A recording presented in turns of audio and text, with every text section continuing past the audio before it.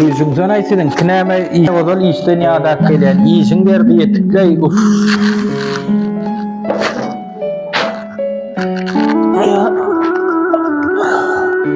Şuna gatýa dedim ay.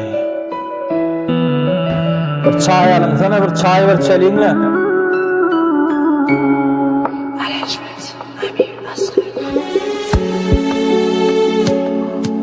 Ana babu. Köyde başkan gel. Assalamu alaikum. Wa aleykümselam. Gomu dost. Ya, gom taplar o. Geçtiğimden geçecek sapmayın. Bilýän aýdy o sen değişkenliğini. Uyda. Bir bökçe çay içsene. Hani? Al ana. Abdurrahman gel bir oyun oynayalım. Ne oyun? Kaçak.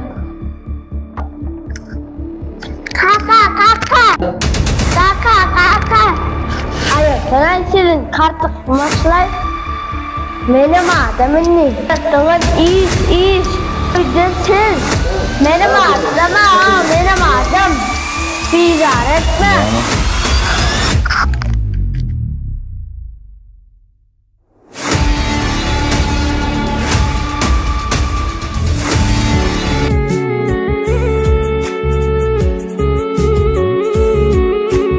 Dostan, iyice bir iş verin. Bana maskalarımız şöyle vaxt ayırıp koyma, sağ olsun. Biliyor musun?